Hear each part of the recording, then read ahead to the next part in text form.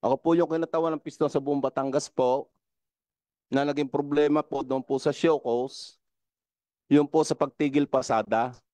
Wait, Honorable Manuel, Yun yung sa just tigil for the pasada. information of everyone, who issued the show cause order? Which Kasi po yung agency? Showcos Mr. po, pag haharapin ho sa LTFRB, nagbabayad po Okay. ng 2,000.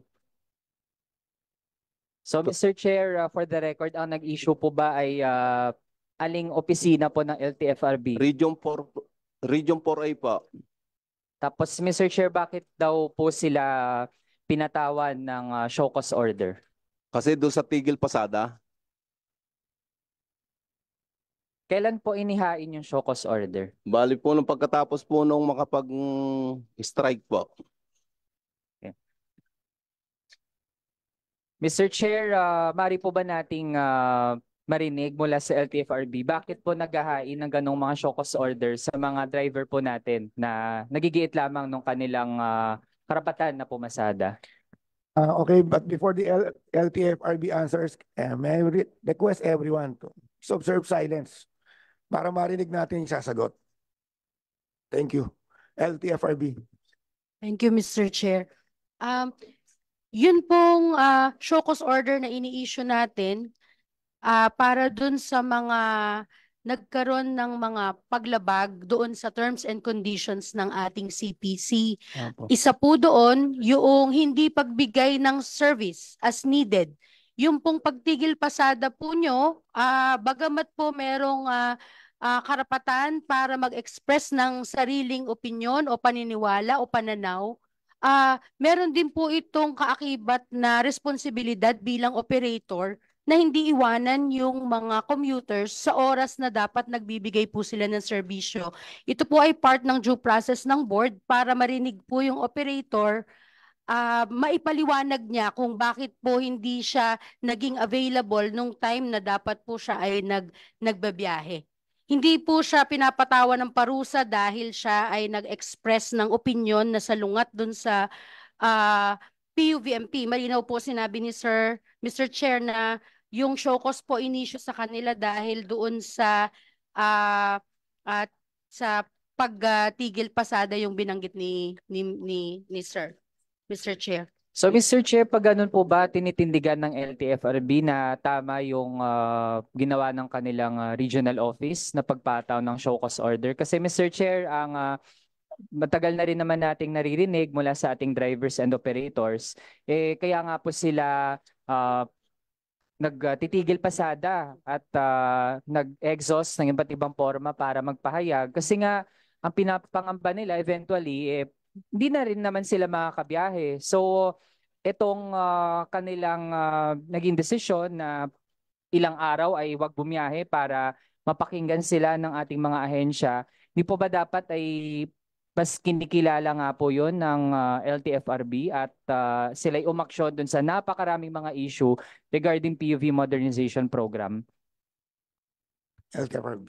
Mr. Chair, kaya nga po katulad po ng pagpupulong ngayon at sa mga iba pa pong mga diskusyon, dinidiscuss po ng board kasama po ng management team namin lahat ng mga polisiya o sa hustyon na naririnig namin tuwing mayroong ganitong mga conferences, pagpupulong or hearings. So ito po lahat sinasama namin sa pagdi-deliberate kung ano yung pwede pa naming i-adjust sa mga policy. Pero ito pong pag-show cause dun sa hindi po tumutupad sa terms and conditions ng franchise, ito po ay wala pong kinalaman dun sa implementation ng modernization program natin. Ito po ay inherent dun sa pagkakatatag ng LTFRB bilang primary regulatory office ng gobyerno para ipatupad po yung franchising policies. Kung hindi naman po namin ito gagawin, hindi po namin magagampanan yung tungkulin namin para pasunurin yung mga operator dun sa terms and conditions ng franchise po, Mr. Chair. Mr. Chair, we'd like to confirm kung standing pa rin po ba, nandun pa rin yung show cause order na in-issue sa inyo. Humarap po ba kayo sa regional office ng LTFRB? Yung po pinadalhan ng Showcos, yan po yung nag-hearing sa LTFRB. Siyempre, ang sa amin naman po ay bilang kami naman po kita naman ninyo, mahina naman ho pasada pwede ka naman ho yung pag may show ko, pera din lang naman ho katapat. Sa totoo lamang po, ano gahong mga hearing iyon pa? Saka unang-una ho aray, o ho sa Batangas, katulad po, akan muna pong, pwede magtanong po sa kanila. Ano po? Hindi ho. Okay, pwede po magtanong po sa inyo. Ano po? Hindi, Mamaya ko po ulit kay Bob. hindi kayo pwede magtanong. Hindi po. Ipatanong niyo Lahat lang kay Honorable Manuel. Kasi tungkol naman po doon sa kuwan, doon niya po sa showcase na yan, pag nag-hearing, nagbabayad din po ng 2,000. Ganon po yan. Totoo po yan. Kahit pa ho kayong bumaba sa kababaan, gayon ho, pinangyayarihan. Tapos ang isa pa ho nito, naglabas ho kayo ngayon na para ho kami makapagrehistro. Ang tagal naman ho lumabas ng confirmation. Sana naman ho yung tulinan. Suspend muna natin. Oo. Kasi ho, baka ho, bago lumabas ang confirmation, Mayo na ho.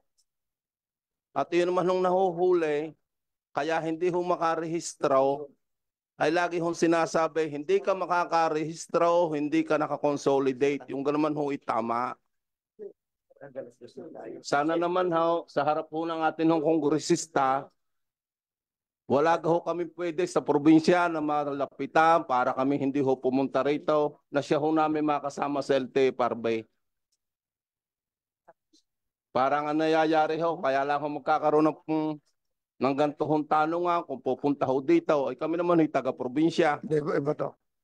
Ay di dapat naman ho, bega ho yung pulis, may pwedeng humuli. Sa kanila wala ho magtanong Saka lang ho natatanong ang LTFRB pag naririto. Pero pagdating ho sa radio, sila ho ang hari. Yun ho ay tunay. Tayo ho ay pare-pares na tao. Gusto rin ho naming mabuhay. Pag kami walang makain, magpare-parehas na ho tayo. Yan ho ang pinakamabigat humayayari. Kaya sana naman ho, hindi man ho kami nakakonsolidate, kaya ho namin bumili ng bagong sasakyan. Basta ho yaring jeep. Kaya ho namin bumili individual. Kayang-kaya ho namin. Kahit pa ho yan ay utang. Pero nung sumama sa korporasyon, ay napapakabigat ho. Kayo ho ay maawa sa amin. Huwag na ho ninyo itong ipag-iitan ang inyong kagustuhan. At yun hong jeep, yun ho'y yaman namin. Yun ho'y sakaya namin. Ay kung hindi ho ninyo i-rehistro, saan ho kami sasakay? Ha? Inyo hong isipin. Magaling ho kayo kung mayayaman. Kayo ho itapos. Tama ho sinabi ni Congressman. Kalimitan ho sa driver ay hindi pa ho nakatapos ng 6 na grado. Saan ho ninyo dadalhin kamay? Para ho ninyo kami tinutulak sa bangin? Mr. Randal, bakit? Salamat pa. Bakit ho napakahirap o napakabigat? Anong kinatatakot nyo? Ay wala man hong alam hong hanap buhay kundi ho mamasadala ang ho And in case na mag-consolidate, ano pinapangambahan yung mangyayari sa inyo? Kasi ho, pag kami po ay nag-consolidate, unang-una kami po ay bumabayad. Pag sumali ho sa korporasyon at saka ho sa kooperatiba, ito po inyong, saan po ito inyong alam? Sa Batangas ho, meron 20,000 para makasali ka. Meron 10,000, merong 8,000. Tapos yun hong PA, pinababayaran ho yun para ho releasan ng korporasyon o kooperatiba, yun hong PA. Yung gahoy, tama. Before we proceed and ask the amount of the PA, no? The chair would like to acknowledge the Honorable Reynante Oragancia, a representative of the 3rd District of Quezon, and the Honorable Franz L. Castro, Deputy Minority Leader, representative of ACT Teachers Party List. Good afternoon. Mr. Chair, There's a question, magkano raw Yeah. yung PA? Yun ang PA, yun ang pagsali, hindi ho pare-parehas. Iisa naman ho ang LTFRB, iisa ho ang DOTR. Eh pag ikaw ay sumali ng korporasyon, Ayun. Mr. Chair, pwede po ba sagutin nyo lang yung tanong magkano eh? Opo. Kasi hanggang alas 2 lang tayo. Pasensya na Kami po, pa pasensya po. magtatanong eh. Apo. Meron pong 20,000, meron pong 10,000, meron pong 8,000 para pagsali mo sa isang korporasyon o kooperatiba. Mr. Chair, tanong po sa LTFRB naman, dahil nga may extension sa papakonsolidate, so merong 3-month period, sa panahon po ba yun para provisional authority, meron din bang bayad? Magkano ang sisingilin sa ating mga driver para makapamasada? Wala pong babayaran para makapasada hanggang April 30, 2024 yung mga hindi pa rin nag-consolidate po. Okay. Mr. Chair, kung pwede ko lang pong i-address yung mga nabanggit ni Sir na concerns kanina. Kasi Briefly, opo, very briefly lang po. Yung pong dun po sa sinasabing payment ng show cause order po, nag-instruct po ako dun sa staff namin na nandito kasi kulang na rin yung oras. Kukunin po namin yung detalye sa inyo kasi wala po dapat bayad ang hearing sa show cause. Yun pong slow confirmation, kukunin din po namin yung detalye sa inyo. Kasi tama po kayo, lumuluwas pa kayo para dito tapos hindi masusolusyonan. So identify po natin at sisiguraduhin po namin sa inyo na Salamat po. ipapataw namin kung ano man yung dapat kung mapatunayan po namin talaga na meron talagang mabagal silang proseso.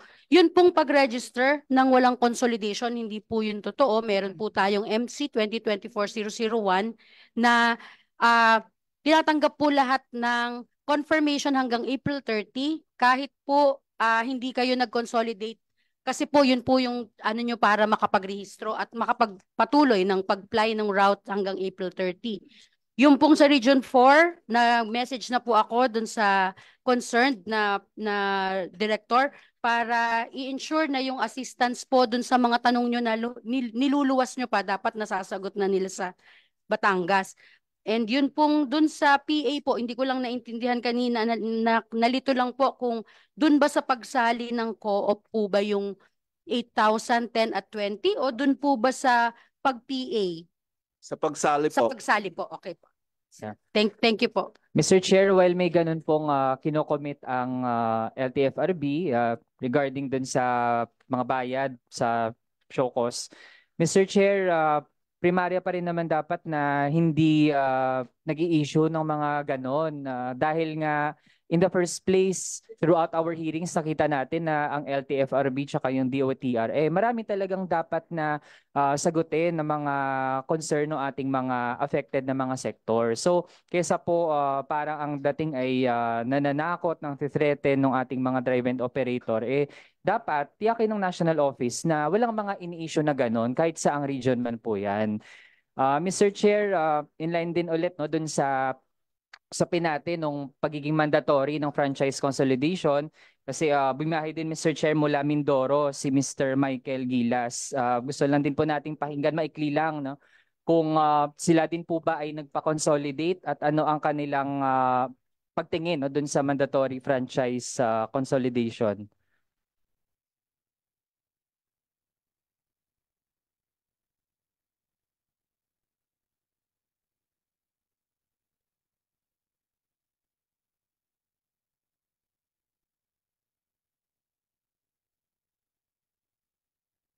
Good afternoon po sa ating lahat. Ako po si Michael Gilas, isang tsuper. 8 years na po sa Occidental Mindoro. Sa amin po kasi doon sa Mindoro, iba po yung sa probinsya. Kumakarga po kami ng mga palay, ganyan po, mga abono. Malaki pong ano po sa amin ang phased out. Lalo po sa mga kapatid nating mga katutubo. Yun po kasi ang aming mga sakay, mga katutubo. Tribo-tribo po yan silang bumababa. Galing po sa kabundukan hanggang makatawid sa ilog, hanggang sa baryo. Doon po galing yung doon po maghihintay yung jeep para makasakay yung mga katutubo. Tapos papunta po sila ng bayan para may baba yung mga kalakal. tulad po ng mga saging. With your indulgence, Apo. pakisabi nyo lang yung problema ninyo dahil dito sa consolidation. Sige po. Malaki pong ano po, talagang malaki pong problema sa amin po itong phase out ng jeep. Ano nga pong problema?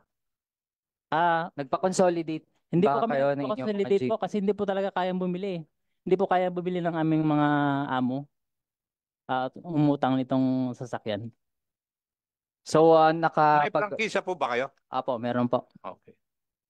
Kaya lang po ano yung mga kasama namin, ano na, yung pong ano, hindi na dumarating yung mga confirmation. Ayun po yung problema, sana po may balik yung ano, mga prangkisa, individual na prangkisa. Okay. Mr. Chair, yung remaining questions ko ay address directly sa LTFRB na dahil nga naglabas sila ng itong Memorandum Circular 2024-001 noong dated siya kahapon, January 30. Mr. Chair, meron po siyang section on withdrawal of membership from cooperative or corporation. Mr. Chair, para po doon sa mga driver or operator na nagpa-member po sila tapos nag-decide sila na gusto na nilang tumiwalag, mababawi ba nila ang kanilang individual franchise? Mr. Chair, yun pong withdrawal of membership, tama po kayo, nakalagay po yun dun sa MC natin na inilabas kahapon. Wala po yan sa mga dating issuance ng LTFRB, pero kasama po yan sa mga consultation na binabanggit sa atin ng mga operators na sana naman meron ding yung mga may problema doon sa sumali para mag-consolidate, may makasagot na mekanismo para makapag-withdraw sila kung sila naman ay gustong mag-opt out. Chinek po namin yung mga binanggit nilang ganong concern. Kaya po inilagay po namin dito na pwede po silang mag-withdraw as member doon sa in-applyan nila for as long as wala pang CPC na in-issue in the name of the TSE. Kasi po, di ba po, pagka magko-consolidate kayo, mag-a-apply kayo, individually, magsasubmit kayo ng affidavit of conformity, kasama yun sa requirement, para sabihin na pumapayag ako na sumama sa kooperatiba mo. So lahat po yan, nakaipon, mag-a-apply sila ng consolidation. Ngayon po, may proseso pong ginagawa dyan yung... Mr. Chair, allow me to butt in kasi nga po ang tanong po natin, tanong din po ng maraming mga driver, yun nga po, edi sinuko nila yung franchise nila, nagpaloob sila, pero once they withdraw, after po nun, yung individual franchise nila, kanila pa rin ba yun? Hanggat po wala pang CPC na ini-issue ang LTFRB, pwede pa po silang mag-withdraw. Sa kanila pa rin po, ang kanilang... Madam Attorney, hindi po yun yung kasagutan dun sa tanong ni Juan Honorable Manuel. Intindihin yung mabuti yung tanong niya. Kasi pati ako, alam ko na hindi po tama ugma yung sagot po ninyo sa kanyang katanungan please repeat your question. Yes, so, yun lang, Mr. Chair, kasi nga, again, individual drivers, halimbawa, okay, pumasok sa co-op, tumiwalag po sila. Yung original na hawak po nilang individual franchise, kanila pa rin ba yun? Mababalik ba yun sa kanila if they withdraw from the cooperative? Kung nakapangalan na po sa cooperative yung CPC, hindi na po nila yun makukuha. Yun, oo. Yun lang po yung gusto nating linawin, Mr. Chair. Kasi ang napapakita po nun, hindi na-address yung root talaga ng problem. Nasa concept talaga nung pagiging mandatory ng franchise consolidation, ito yung nagbunga ng maraming mga pinag-uusapan natin sa marami nating mga hearing.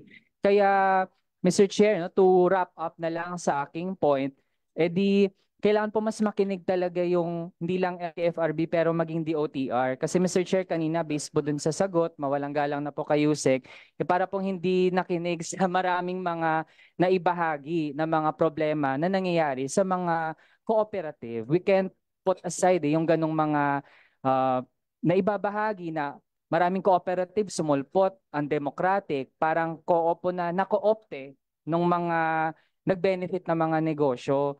And Mr. Chair, yung bulk na pagbili ng mga units, yung mga parts, yung mga fuel, at the end of the day po, sa lahat ng mga nangyari, ang nagbenepisyo lang po dyan yung mga pinagbilhan. Pero po ngayon nagsasuffer yung mga driver, operator, maging yung mga commuters natin. Pinangako po sa kanila, giginhawa, magmamodernize. Pero parang consumption po yung nakuha ng maraming mga sektor. Kaya Mr. Chair, I would agree no, na dapat talaga sa mga cooperative na, edi karapatan po nila yun, ginagalang natin yun. Pero again, sa mga nakita na kaya naman nila magpatuloy na individual yung franchise, hayaan po natin sila. Kasi part po ng right ng mga tao no, to join or not to join yung ganitong mga grupo. No? Nasa kanila po yung decision po nila. Yun lang, Mr. Chair. Salamat. Thank you.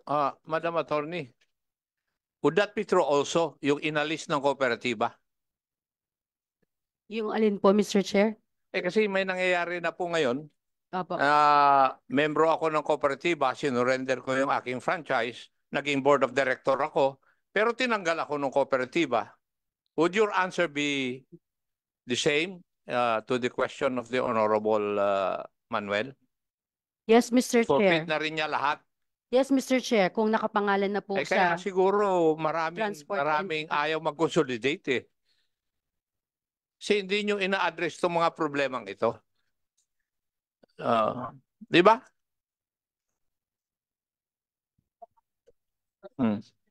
Anyway, siguro pag-isipan nyo yung mga ito. Ano po? The next interpellator would be from the majority, the Honorable Tina Pancho. You have the floor, ma'am. Yes, thank you, Mr. Chair. Sa CDA po, napakadami pong lumabas na mga problema sa kooperatiba. At maliit na bilang pa lang po itong nandito. Kaya niyo po bang harapin lahat ng problema na yan? Meron po ma'am tayo, Your Honor, meron po tayong mga regional offices na nag-handle po ng mga cases po natin, Your Honor. So kung halimbawa po napakarami niya sa bawat region, kaya niyong harapin? Well, admittedly po, undermanned po kami, pero kinakaya naman po So hindi yung mga... po. Kinakaya po. Kinakaya po nating i-handle yung mga cases po. Opo, kasi natanong po natin nung last week si Chairman Ortega, nabanggit po niya na sa livelihood program ng TESDA, sa dami po ng may problema ang driver at operator, inamin po niya hindi kakayanin. Di po ba? Siguro kung tatanungin din po natin ng TESDA at DOLE na partner po natin sa pagbibigay po ng pangkabuhayan sa driver at operator, ay ganoon din po ang sasagutin nila. Kakayanin, pero sa totoo, hindi po kaya kasi drawing lang naman po yung sinasabi niyong kakayanin eh. Pero sa totoo po niyan, hindi kaya ng DOLE, hindi kaya rin po ng TESDA. So yung problema po natin ng employment, yun ang lalaki po. Dahil mawawalan po ng trabaho eh. Ngayon po, baka mali po yung naibibigay niyong impormasyon sa ating pong Pangulo. Kasi po, yung binigay po niya extension ng January 31 at saka po April 30, natutuwa po ang sambayan ng Pilipino kasi pinakinggan. Pero baka mali po yung pagkakarinig ng ating Pangulo eh. Nag-extension tayo pero yung problema nanatili sa modernization program. At ang binigyan niyo pang guidelines, consolidation during the period of extension. Ang pinag-uusapan natin dito ay paano niyo pong ire-resolve, re-reviewin, re-repasuhin yung mga problemang nakita po natin sa programa. Di po ba yun ang nagiging usapan po natin? Yung problema po na natili eh. Hindi nyo sinabi sa Pangulo yung totoong problema. Hindi naman extension na consolidation eh. Ang hinihingi po natin dito, kung totoong sinabi nyo sa Pangulo na may problema, na ang hinihingi ng taong bayan ay extension na reviewin yung programang modernization. Hindi extension ng consolidation. Dapat umamin po kayo kung totoong sinabi nyo yung totoong problema o hiningi nyo extension for consolidation. Kasi po, humingi po ng audience ang ating po mga samahan na kumari po, Mr. Chair, ay harap po sila sa ating speaker. At siguro sa pamamagitan po nating Speaker Martin Romualdez ay maharap na po sila sa ating pong Pangulo. Kasi ilang beses na po tayo nag-iikutan dito eh. Pare-parehas lang pong problema eh. Hindi ko kaya ng co-op to na harapin po yung problema ng CDA. At hindi rin po kaya ng TESDA na bigyan ng livelihood program ang drivers at operators. Sa totohanan lang, drawing lang po yung mga sinasabi nyo, kaya po ninyo.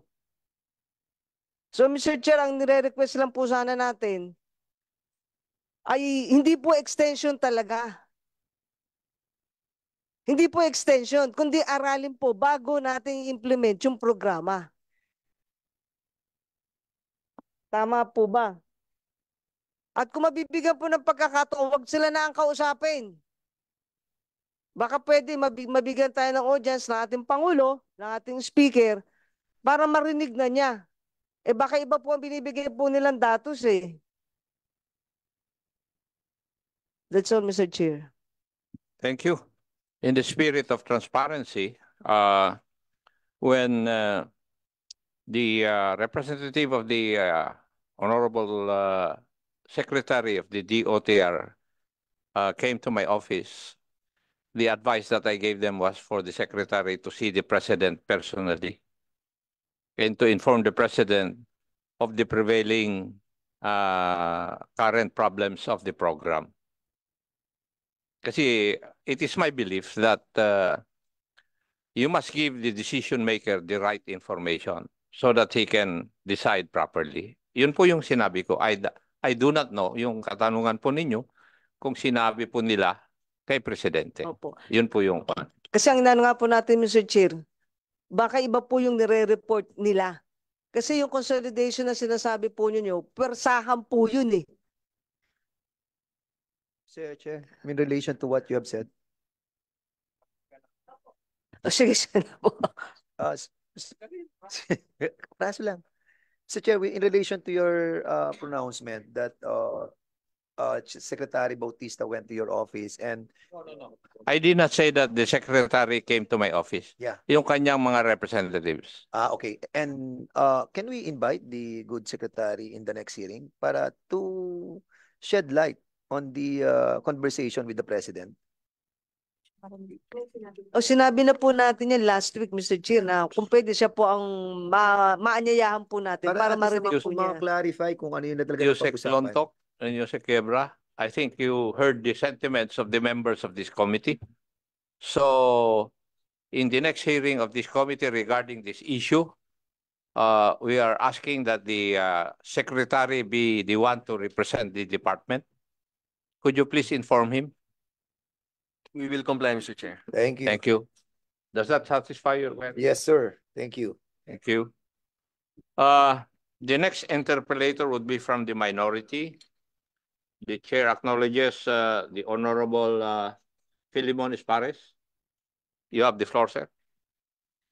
Thank you very much, Mr. Chair, and magandang hapon sa atin lahat. Now, bilang representative ng cooperative sector,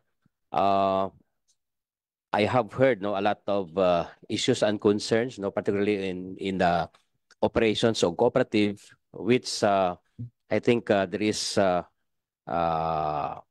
an agency responsible to that, no? And I might be, Mr. Chair, part of my manifestation. If there are problems of co-ops, we have still another committee here in the House, the Committee on Cooperative Developments. Might be we can construct with the investigation to that effect, para yung the PUBMP program natin dito minsan makatutok din really on the real concerns, no? So, Mr. Chair, ang worry ko lang dito is on the aspect, na at the middle of this program, mahaba-haba na rin, and then we have a lot of stakeholders, na sinasabi natin dito na maapektuhan, which we need this committee also to consider, and of course our government agencies. Kasi kung tingnan ko yung data na naisubmit dito sa akin, there are a lot of 1,899 cooperatives, been organized, except corporations pa yon, na nag-consolidate. At ito yung matatamaan. and their members is around 384,000, and their resources, no, the assets of these cooperatives around 16 billion. Now, which hindi naman natin pwede ito pasalang-alang na pag hindi ito malalayan, matutukan, ang kawawa dito, yung mga nag-consolidate na mga driver operators din, plus yung mga additional employees nila, kasi yung employee ngayon recorded nasa 12,000 na rin, no? So, ibig sabihin, malaki-laking numbers ito na maapektuhan, at alam ko kung tuloy ang program o hindi. So, what are we going to do with this kasamahan natin? Then plus, of course, hindi lang asset ang pinag-usapan dito, is also their nilagay na kapital, yung inipon na maliit na kapital na nagre-record ngayon, Mr. Chair, of around 5 billion. No? Kasi ito na yung share capital ng lahat ng cooperatives all over the country on the transport sector. So, hindi biro itong 5 billion na mawawala kung hindi natin pagtulong-tulungan. No? So, kasi sila on the consolidation, so yung asset nila, 16 billion, which more of this, it's more on the procurement, probably on the modernized vehicles, no? So again, Mr. Chair, my concerns here is not only to, of course, naintindihan ko yung mga sentimento ng mga kasamahan natin na ayaw sa consolidation, pero siyempre tingnan din natin yung numbers, no? Kung i-weigh rin natin na mas lalong apektuhan, no, kung hindi natin pag-aralan ng maayos ito. So that's why we are looking with our government agencies on this. Now, Mr. Chair, may na-invite din akong resource persons dito, no, to really, of course, kasi nakita rin natin na we have a lot of co-ops na nag-succeed naman, and then may mga problema, but then hirap din minsan kasi ano yan, no? Mga internal issues, which nandito yung ating agencies, yung CDA, yung OTC, really to help them, no? So again, Mr. Chair, what I have heard, alam ko, no, na ito yung problema ng mga co-ops, yung with our CDA right now, na tanong naman kanina, dapat hindi talaga umabot ng ganung katagal yung pag-intervene natin with regards sa mga dumating na mga issues and concerns na mga cooperative na kung minsan nahirapan na sila on their own, no? Kasi nag-away-away na. Yung assembly wala nang control because ayaw na rin umalis ng kanilang mga officers. So alam ko may adjudicatory power na ngayon ang ating CDA. Sana gagamitin nyo niya yan na kayo na mamagitan dito para ma-resolve at saka mapigilan yung a lot of losses. Okay? So Mr. Chair, allow me to call one of the COP leaders. Ang tatanungin ko lang dito, anong epekto sa kanila pag tuloy-tuloy itong extension, dahil sila ang nahirapan at saka natatamaan dito dahil una-una yung kanilang mga members, yung mga drivers, parang not confident, no, what will happen because of pag-suspend ng mga program. So can I call one of the leaders, no, coming from 997 Sandigan Transport Service Cooperative, si Kaferdi Lopang Gusi. Nandito ba? Ayun, sige. Nag-take ka na ng oath, Ferds. Okay, so Mr. Chair, can we allow these co-op leaders, alam ko bago pa lang sila niyan na-organize, pero we will be asking our resource person, anong impact, anong effect sa inyo pag walang tigil or hindi talaga masolusyonan itong pag-start ng program with regards sa PUBP. Yes, Ferds, can you share? And then pakilala mo rin kung ilang taon yung co-op ninyo, then ilang members, ilang franchise, ilang empleyado na ngayon, and then what will happen, no? Dahil sa ngayon, extended ulit tayo ng another 90 days. Mr. Chair? Mr. Chair, if I may be allowed. Okay. Ako po may hinanda lang po akong speech para po kasi medyo kinakabahan ako sa ganitong pagpupulong po. Yes po. Salamat po, Mr. Chair. Ako po ay chairperson ng Sandigan Transport Service Cooperative at ito po ay naitatag noong October 31, 2018 lamang po. You have the floor, Your Honor. Yeah. Can I ask you- Yes, please proceed, Ka-Ferdi. Ako po si Ferdinand Lupongosi, ang kasalukuyang tumatayong chairperson ng 997 Sandigan Transport Service Cooperative na may kabuang bilang ng 87 members. Kami po ay dating traditional operators at drivers at operator drivers at kaming lahat ay kumikita through annual benefit. Sa ngayon po, depende sa laki ng aming saping puhunan o share capital sa pamamagitan po ng interest on share capital or dividend at patronage refund. Sa ngayon po, ang aming kooperatiba ay may 35 modern units na pinakikinabangan ng mga sumusunod. 35 po na cooperators o dating may-ari ng individual franchise na may buwan ng allotment. 70 po na drivers na kumikita 15th and 30th of the month. 70 na public assistance officers na kumikita ng 15th and 30th of the month. 18 allied workers na kinabibilangan ng 3 mekaniko, 5 dispatcher, 6 na car wash boy, at 4 na office personnel. Sa makatuwid po, ang fleet po namin na 35 modern units ay pinakikinabangan ng hubigit kumulang 200 families. Ang dating 35 units na pinakikinabangan lamang ng 35 na operators at 35 na drivers, ngayon po ay pinakikinabangan na ng 200 pamilya. At humigit kumulang 13,000 passengers ang nakikinabang sa 35 modern units araw-araw bilang amin pong mga pasahero na dati-rati ay halos humigit kumulang 6,000 lang po lamang. Kung titignan, madami na po ang nakikinabang sa makabagong transportasyon at higit sa lahat, panalo po ang mananakay dahil sa reliable ang transportation na masasakyan nila dahil sa mas nakalatag ang mga sasakyan according sa pangangailangan ng mga mananakay. Ano po ba talaga ang magandang dulot ng consolidation? Para sa akin po, mas magkakaroon ng reliable public transport sa paano pong paraan. Mas nakalatag ang mga pampublikong sasakyan sa mga oras ng pangangailangan ng masasakyan ang ating mga pasahero. Dahil isa lang ang dispatching control, hindi tulad ng individual operations na nakadepende sa driver kung babiyahe pa o hindi na. Nakadalasan, pag kumita na o nakaramdam na ng pagod, ay humihinto na sa pamamasada. Tuloy, naiiwan ng mga pasahero at tumatambak kasi nga po kinakapos ng mga masasakyan. Alam niyo po ba ang totoo? Sorry po sa LTFRB, sobrang dami po talagang individual franchises na na-award ng LTFRB sa atin.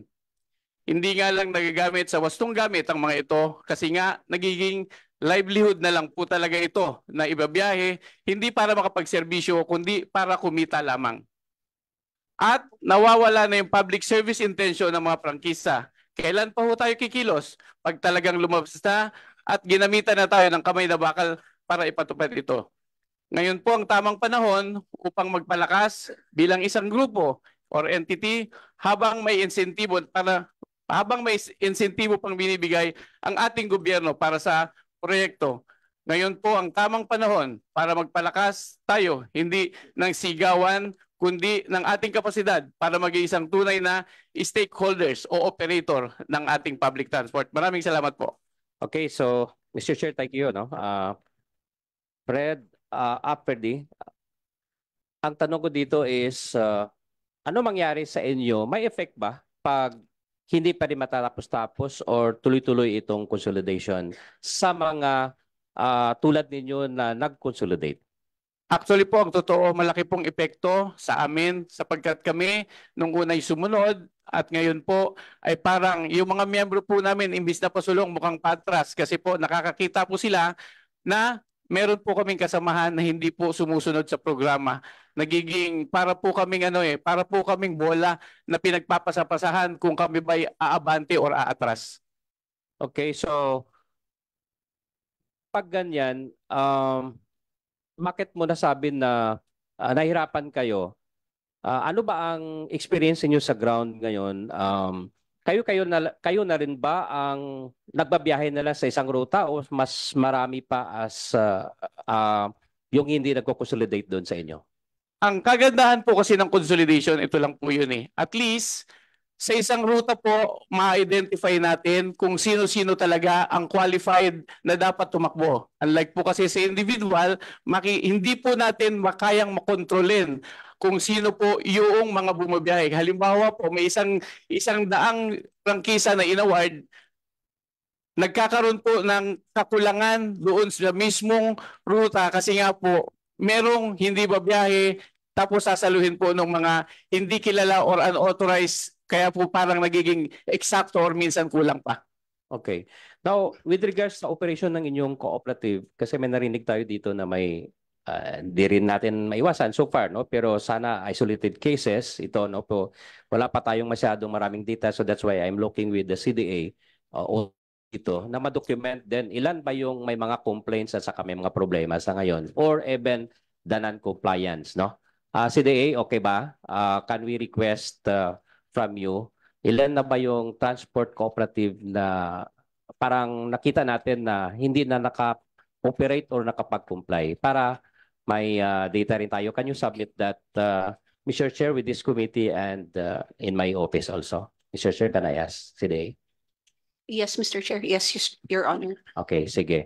So, may nangyari din ba sa inyo tulad ng narinig natin kanina na nagkagulo-gulo sila dahil may commission, mga ganyan yan? What happens really in your cooperative? Kasi bago lang kayo at saka alam ko, di ba yung area nyo is Taguig banda, no? No po. Fairview po, Quezon dito City. Sorry, baliktad pala ako. Akala ko doon kayo banda. Okay, so minsan na kasi tayo nagkita. Okay, ano nangyari? Mayroon din ba na ganyan but then you able to resolve that para at least sa committee maliwanagan din kami na ibig sabihin probably may solusyon doon sa mga nangyari. Yes po. Ang totoo po niyan ay yung pagiging transparent lang po sa loob ng isang organization, yung po yung best na practices na kailangan po nating isaalang-alang parate tuwing po magdi-decision po tayo. May nag-intervene ba na government agency sa inyo kung may mga nangyari man sa inyong organisasyon? Wala naman po. As in kami-kami lang po ito bilang mga dating individual operators at drivers lang din po. So swerte nila maganda yung inyong yung cooperative, no? So yung key doon yung talagang transparent lang. Now nakita ko dito Evan na you have mentioned yung maraming franchises na na-issue. Yes po. Saka siguro isa ito sa layunin ng ating government kung paano ito masiayos. So Mr. Chair, with LTFRB, I have a data here even in particular in Iloilo. So may nag-consolidate na 1,692 franchises. Tapos modernized na ditong 520. So ibig sabihin may 2,212. But then may LPTRP na yung Iloilo City. Yung allowed vehicle lang na pwede magbiyahe doon is 1,782. So may excess tayo of the 430 units of franchise ngayon doon na kung saan 1,782 lang ang allowed, no, by the government, no, based on the local road plan nila. So anong plano dito sa 430 na excess? Consolidation ba ang sagot dito or may pwede pa kayong magawa other than the consolidation? Kasi pag sobra, hindi mo man pwede yan paboran yung iba, so mag-away-away yon, di ba? Pero kung consolidated, sabi natin sa isang co-op, nag-consolidate kayo ng 50 franchises, pero yung na-award lang na pwede nyo ibiyahe is 30, so may 30 kayong, may 20 kayo nang wala. Pero pag cooperative, pag consolidated rather, walang problema yan kasi kayo ang napagbigyan. So, yung co-op doon, sila lahat mag-share. Parang ganyan yung tingin ko. Can you affirm that na yung consolidation is one of the answer or just because of the so many excesses na mga franchises na na-issue ng agency niyo since from the very beginning? Mr. Chair, dun po sa LPTRP po ng bawat LGU, in this case po Iloilo, yung dinefine po nila na 1,782 lamang yung authorized na units na i-maintain sa lugar nila sa Iloilo.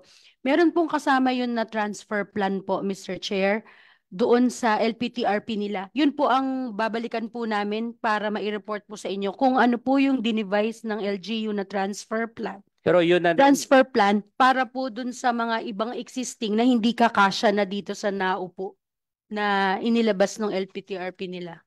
Yes, Mr. Chair, kaya nakita ko rin na may 430 na excess. Kung hindi sila mag-consolidate, mag-away-awayan na kasi mag-agawan. Opo. Okay, so yun ang nakita kong rationale dito on the consolidation. Opo. So, ibig sabihin, magka-problema talaga, no? Pag hindi sila mag-consolidate. Kasi, kung i-modernize lahat itong hindi ko alam pa dito kasi ang pinag-usapan ko lang, ang data ko lang dito, yung nag-consolidate, 2,212. Pero yung route na ginawa sa LTFRP ng particular LGU is 1,082 lang. Mayroon pa doon sa Iloilo, alam ko, hindi pa nag-consolidate. So more than pa itong number na ito na mag-exceed, di ba? Mag-exist rather. So 430. So that's why sabi ko, kung walang consolidation na mangyari, magagawan ulit ito further. Yes, Okay? Mr. Pero Chair. just because of the consolidation, they can agree among themselves or you can give that number of units lang allowed for a certain corporation or cooperatives. Tama? Yes, Mr. Chair. And meron po din po, Mr. Chair, na social support mechanism yung programa na yung entrepreneurship po na doon na part ng PUVMP para doon sa mga apektuhan ng implementation. In that case po, dahil sumobra yung existing natin doon sa eventual na inilabas na LPTRP ng Iloilo, yun pong entrepreneurship program po natin, yung sasalo po doon sa madi-displace po na operators. Pero babalikan po namin kayo ng report tungkol po dito sa aktual na transfer plan po involving the LPTRP of Iloilo, sir. Mr. Okay, Chair. sige. Balik ako, Mr. Chair, doon sa kay Ferdy. Ferds, ilan yung na-consolidate na franchise ninyo? Bali po ang na-consolidate po namin is 87 franchises po. Tapos, ilang tawag nito? Ilang unit ngayon ang nagbabiyahe sa inyo? Ang modern po natin is 35. Ang traditional po nating lumalakad ngayon, ang bumabiyahe pa is 52. So parang 80 plus pa rin? Yes po, 87 pa rin po. Now, 87. So, operator and a driver. Now ngayon, ilan na yung involved sa cooperative ninyo? Ilan ang empleyado with that 35 plus itong sinasabi mong 50 plus? 193 total po ng ating empleyado. So lumubo yung Mas lumaki po, yes. lumaki yung nagbi-benefit rather than on the 80 plus. Yes po. Okay, so yun ang effect ng consolidation. Actually, kung ano po Chair, yung 52 franchises po ay pinakikinabangan pa rin po ng individual operator, yung mga traditional po, at yung kanilang mga driver po. Yung 35 po ito na pinag-uusapan natin na modern, ito po yung 193 na po ang nakikinabang. Na dati po 70 lang talaga ang nakikinabang. Okay, so, please answer me honestly, Ferds. Yung 80 plus ba na unit na na-consolidate ninyo, can you tell us kung magkano talaga, ilang drivers ang na-absorb niyo from those original na nag-consolidate? Sa ngayon po, dahil nga po sa urong-sulong na programa, meron pa ho silang nakukuhanan or napupuntahan na traditional. Kasi nga po, ang kaibahan po ng modern drivers at saka traditional drivers. Sa modern drivers po kasi, nauobliga po sila na bumiyahe according po doon sa pangangailangan. Sa traditional po kasi, nauobliga hong bumiyahe ang mga traditional drivers natin according lang po doon sa needs So may na personal. ka kung magkano kung ilan rather, no, ang na-retain ninyo na mga drivers out from your original na nag-consolidate?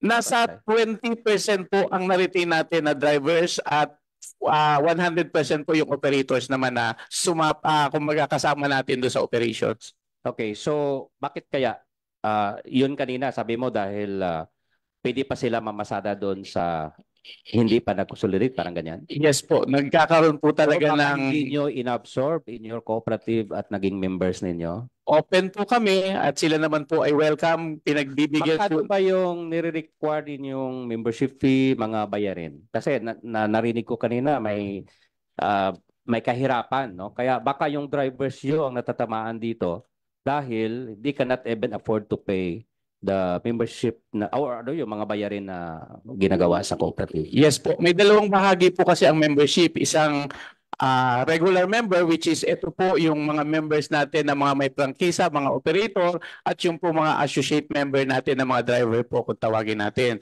Sa membership po ng ating regular is 10,000 po. Doon po naman sa mga drivers natin is 2,000 pesos and yun po ay hulugan pa. Okay, so ibig sabihin hindi pala totoo lahat na mataas yung hinihiling bayarin pag sumali ka sa cooperative. Sa tingin ko po hindi naman kasi meron pong mga bylaws ang mga cooperative at ito po ay pinuprovide at pinag-aaralan din ng ating regulatory office which is the CDA. Kaya po hindi po ako naniniwala na meron pong ganon. Okay. Maaari pong ang explanation dyan ay may ibang bayarin na nakalakap doon, hindi po sa pagiging membro, hindi po sa pagiging members, kundi ang tingin ko po, sa nakikita ko po, yun pong mga penalties na na-accord nila during doon sa ating mga ng mga franchises. I mean, anong tawag dito? Pagki-clearance po, pag-assess ng mga franchises. Bago po kasi ito may pasok sa isang consolidation, kailangan pong i-assess ang bawat individual franchise kung ito ba ay nakasunod doon sa annual na kailangan pong gawin sa LTFRB. So ibig sabihin, Your Honor, pag please may wind up. errors, yes, Please wind up. Mr. Chair. Mag-unwind? Paubos na oras ko. Sorry, thank you. Okay, sorry. Yun lang, Mr. Chair, no? Dahil yung ating CDA na kikinig naman plus the OTC, kung pwede sana tingnan nyo yung bawat cooperative kung tama ba yung ginagawa na pag hindi kaya talaga ng isang maliit na driver o kung sino man, i-assess niyo kung kayanin yung sinisingil nila. No? Kasi sila naman, okay naman sila. They can even make 2,000 which capital naman ng members yun. No? So hindi naman mawawala. So wag lang ipitin at saka hindi sila masama sa programa. So responsibilidad kasi ng ating government to ensure. Kaya nga from the very start, yun talagang concerns. And then I really agree with my colleagues here na hindi natin pwede sila pabayaan. So pag hindi natin nagawa yun, hindi nyo nagawa yun, so babalik pa rin kayo dito, then masalang-alang yung iba na tama naman yung ginagawa, tapos yung iba nagreklamo hindi nila kaya. So in one way or another, masolusyonan natin. So yun lang, Mr. Chair, with the CDA. Pero sana dito sa LTO natin, dahil alam ko marami talaga ang kolorom, especially in the NCR. So sana magawan ng paraan ng ating LTO na kung paano, I don't know, may data na ba yung LTO from kahit ano lang, no? Kahit particular on 2023, may nahuli ba talaga kayong kolorom na hindi na expired na talaga kasi wala naman tayong requirement of consolidation pero expired na yung kanilang mga documents. May nahuli ba kayo or kung mayroon, ilan?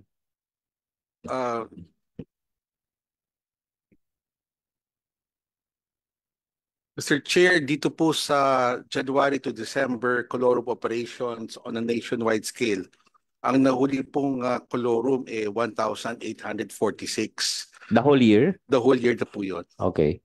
So, sige, no? So, mayroon, pero kanina narinig ko naman na baka may mali na proseso doon. So, paki-review na lang din natin, no? So, ibig sabihin mayroon talaga na nahuli. So, yung ating mga transport cooperative, as long as isumbong natin, gawin naman talaga ng LTO at saka may data naman tayo. Yes po. Yes okay? Po. Sige, so yun lang, Mr. Chair. Marami pa sana na ma-invite na magsalita. But then just because of the call of time, so kung may time pa maya, baka maka-second round tayo before 2 o'clock. Thank you very much, Mr. Chair. Mr. Chairman, pwede ko po bang tanungin ang bisita po ni Congress Pares? With your indulgence, Your Honor. Yes, Mr. Chair. Kung hindi mo first masabat, baka, masagot, baka pwede mo rin patulong ka sa kasamahan mo. Mr. Chair, if you're going to allow. Kasi nandyan naman, pumunta sila dito just also to present their experiences on the consolidation. Thank you. On the PUBP rather. Okay. Good afternoon po, Boss Pardy. Kayo po ngayon ay chairman ng inyong pong kooperatiba? Yes po. Okay. Maganda po yung sinabi nyo kanina na nagkakaroon po ng mas magandang guidelines. Ano po? Yung pong patakaran pagdating sa mga miyembro.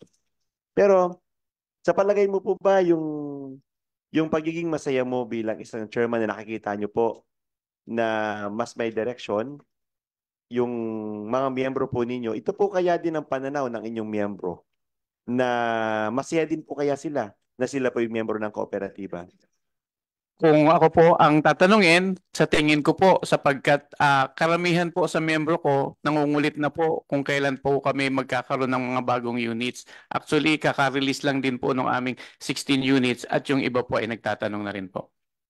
Yung po bang rota ninyo na kung saan yung inyong kooperatiba ay may linya, ilan po ang kooperatiba na nandoon po sa rota na inyong tinatakbuhan? Actually, sa nakita ko po, parang alam ko it's around 8 kaming kooperatiba sa area. 8 pong kooperatiba sa area. Halimbawa po ako ay isang miyembro ninyo at ako ay nangangarap na lumaki ang akin pong hanap buhay sa transportasyon. Halimbawang meron akong 2 unit. Pagdating ng panahon, gusto kong maging 10 ang unit ko. Papaano niyo po ako ma-assure na lalaki ang akin pong investment kapag halimbawa gusto kong magparami ng unit? Actually po, ang investment po natin hindi po kasi units. It's the cooperative, it's the LTFRB po ang nagbibigay ng mga units sa mga kooperatiba.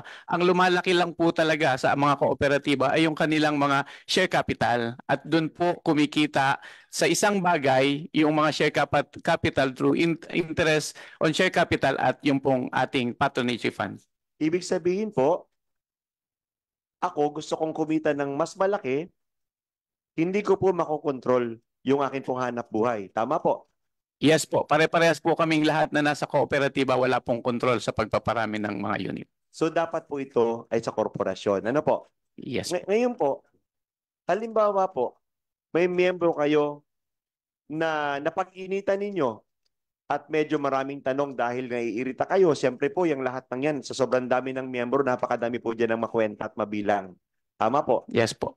Halimbawa po na medyo sobrang tanong na at sobrang dami na parang kayo ay naiirita na, hindi po ba darating ng time na baka itong miyembro ito pag-initan ninyo at alisin ninyo sa inyong kooperatiba?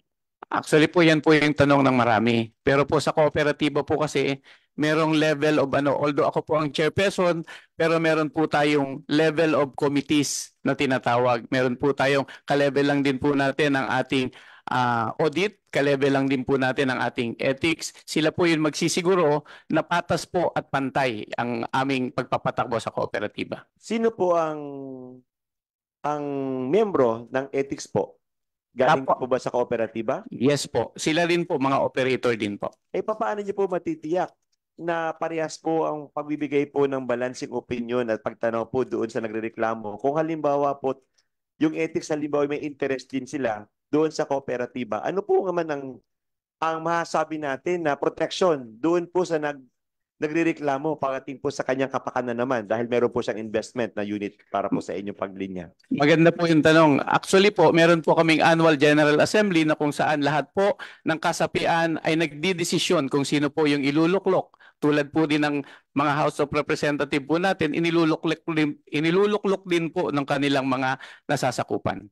Okay. Mr. Chairman, yun lang po ang aking katanungan. Dahil nililinaw ko po ito dahil lumalabas po sa katanungan ng iba pong mga hindi pa under ng consolidation, yun po yung kanilang mga agam-agam. Ang protection po naman nila kapag sila sumali sa kooperatiba. Maraming salamat po, Ginoong Ferdy. Thank you, Your Honor. yung LTFRB. Kanina si Honorable Suarez, sinabi niya dun sa Iloilo, may rota na may excess na 400 plus units. Kung yung kooperatiba na yon ay nag-loan sa financial institutions, could you please tell me paano nila mababayaran yung kanilang amortization doon sa niloan nila ng mga sasakyan?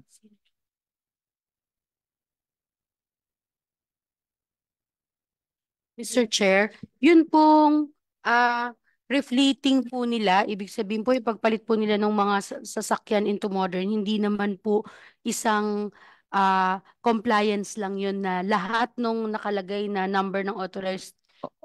The issue that I'm raising is sobra yung unit sa isang rota. Kikita pa ba ng sapat na kita para mabayaran yung kanilang amortizations sa bangko? Kasi doon sa previous hearing, may sinabi ng isang financial institution na isa sa mga dahilan na hindi nakakabayad yung ibang kooperatiba sa kanilang amortization ay hindi na nila kinikita yung dating kinikita nila. So I'm asking you, kasi doon tayo nagtatalo eh. Kung alin ang mauuna, iayos muna natin yung route rationalization bago yung consolidation. Kasi nakikita na natin ngayon eh, na may mga rota na sobra na ang units to the point na hindi nakikita yung kooperatiba na yon and thereby default sa payment nila ng amortizations. Yun po yung aking issue. Naintindihan niyo po ba? Yes, Mr. Chair. Yes, that is why I have been harping na unahin ninyo yung route rationalization, fleet management. Di ba? Yes. Pero I have always been asking you, what is the logic behind consolidation first? Doon pa lang sa umpisa na hearing. Bakit atat na atat kayo sa consolidation? Hindi nyo pa nga alam kung saan nyo sila dadalhin eh. As a matter of fact, sa Antipolo, wala pa nga approved na route eh. I do not know the reason why. I can only speculate. Pero masama yung speculation ko. So, the next interpolator is the Honorable Joseph Villalago. You have the floor, sir. Thank you, Mr. Chair.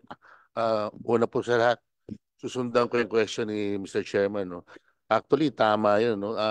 Yung sinabi ni Mr. Fred kanina, pasintabi daw, no? Napakarami yung binigyan ng single franchise na umiikot kung saan-saang areas. No? So, practically, alam nyo, dun sa, even sa LGU, pagdating sa mga tricycle drivers, there was a point talaga nagkaroon na ng mga ordinances and everything na ilan lang ang i-renew yung franchise, no? Even though na single yan.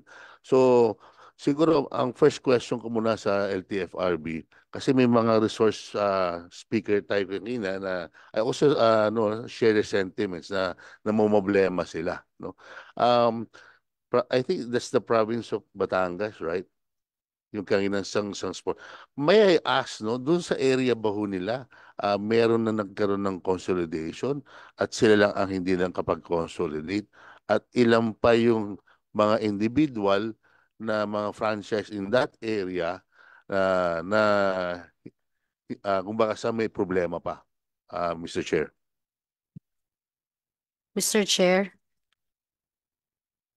Tama po kayo, Mr. Chair, yung sinasabi po kanina ng Transport Cooperative Representative na merong oversupply. In fact, yun po yung study na binabanggit kanina ni Yusek Lontok na ginawa noong 2015. Kaya po tayo nag-embark sa modernization program. Yun pong Region 4A po, Mr. Chair, ang status ng consolidation nila as of December 31 po ay nasa 79% po sa PUJ. So tama po, meron pong nakapag-consolidate na 79% po doon po sa Region 4A po, Mr. Chair. Pero kung province po yung hihingin po, Mr. Chair, magre-revert na lang po kami because we only have yung regional total po, Mr. Chair. Kasi I'm just wondering, yung isang resource speaker kanina, sabi pa nga niya even sila mismo, they can buy their own units, no? Even without consolidation.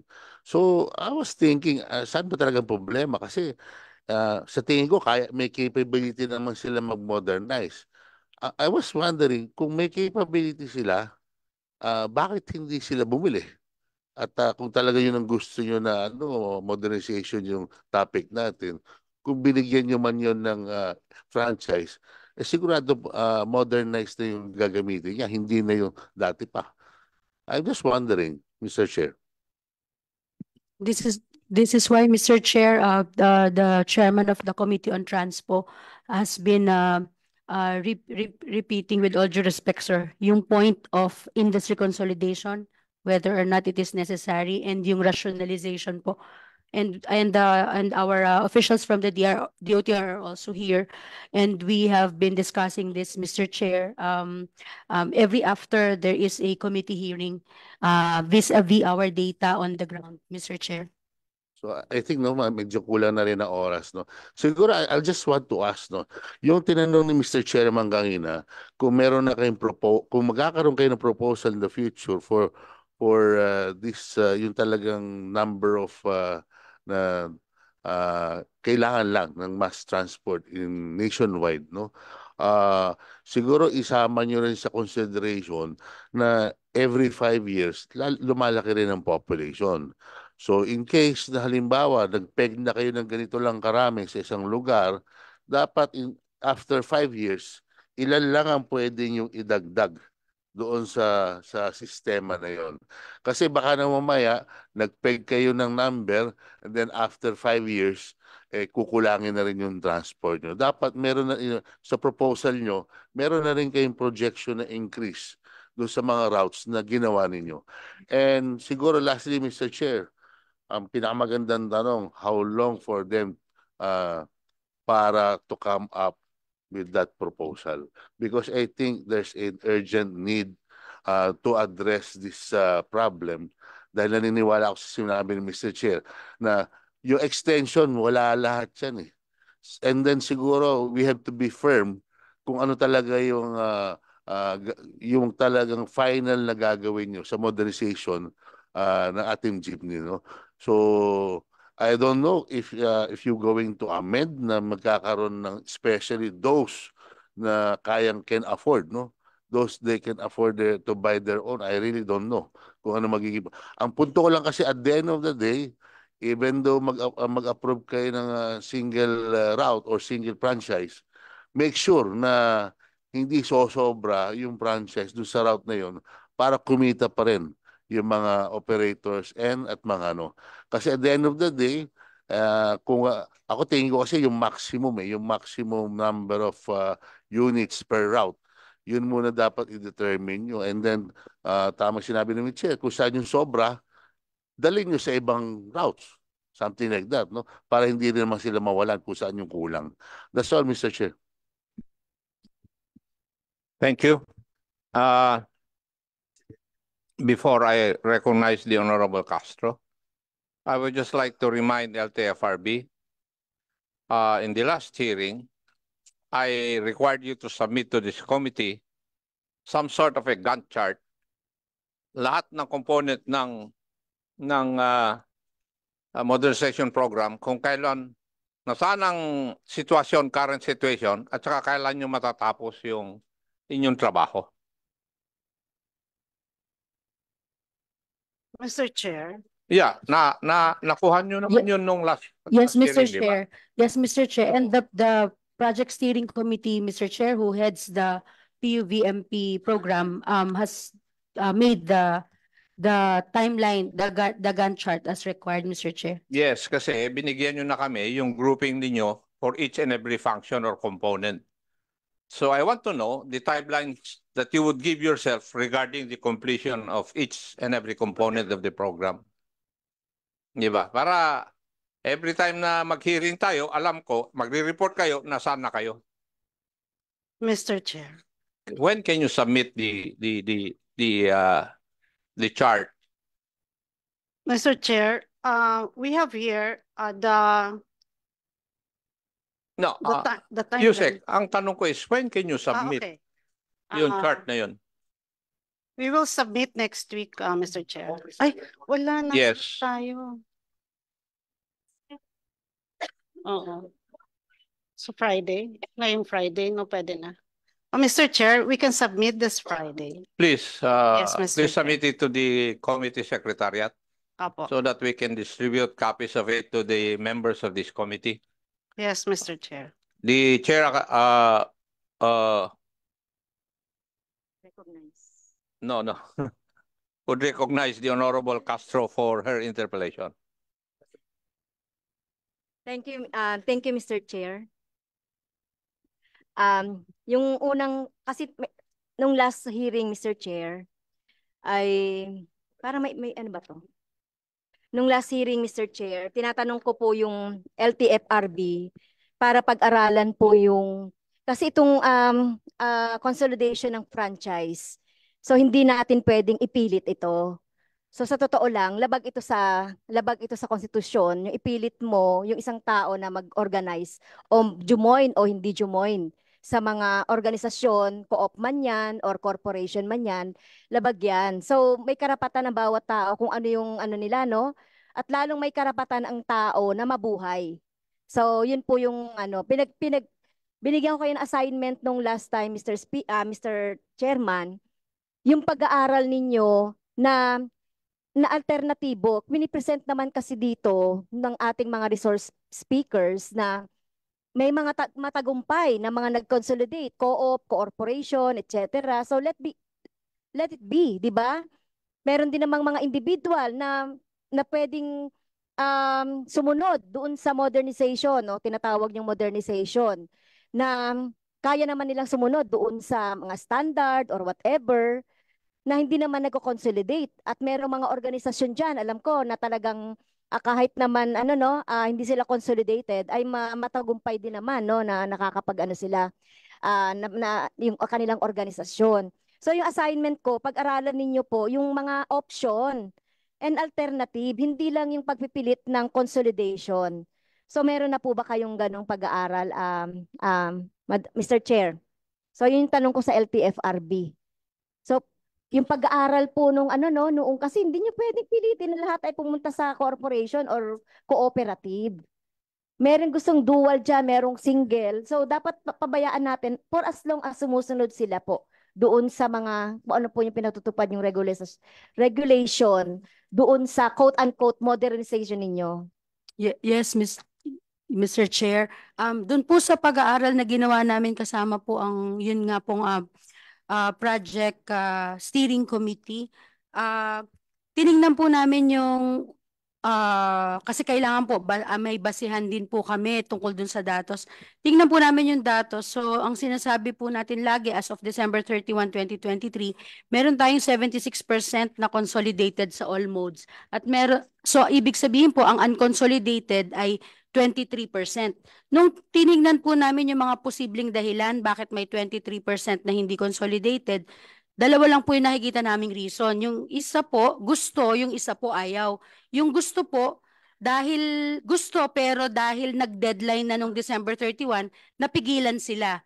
Meron ding gusto pero ang authorized unit lang dun sa ruta nila ay isa o dalawa.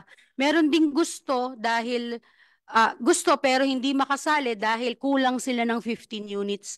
So, yung ginawa hindi po ako sinasagot, Mr. Chair. Sabi ko, yung pag-aaral ninyo, ibig sabihin, or tignan nyo rin yung options na hindi lang franchise consolidation. Merong individual, merong dual, o merong mga anumang mga mode. So, hindi lang siya sa co-op or hindi lang siya sa consolidation. Yes, so, Ms. gusto kong pag-aralan ninyo yung mga gano'n na pwede natin gawing option. So, hindi lang, kasi dito tayo dito tayo nagkakagulo eh. Nagpipilit tayo sa mga drivers na mag-consolidate, na ayaw naman mag-consolidate, pero kaya naman nila no, na sumunod sa modernization nyo na hindi naman sila nagko-consolidate. So yun yung gusto ko nating pag-aralan ninyo. So bigyan niyo po ako ng data. Hindi hanggang kailan po ano at hindi po yung sinasabi ninyo kanina, hindi po yun yung sagot na gusto natin. So bigyan niyo po ako ng data kasi sinasabi niyo po na merong mga nag-consolidate, napilitan siya nung December, etc. So yung mga options po, gusto natin yung pag-aralan po. Ano yung mga advantage and disadvantage sa mga driver? Meron namang advantage and disadvantages ng naka-consolidate o solo lang siya or dual siya or whatever. So ganun po yung gusto nating makita. Okay. Thank you, Mr. Chair.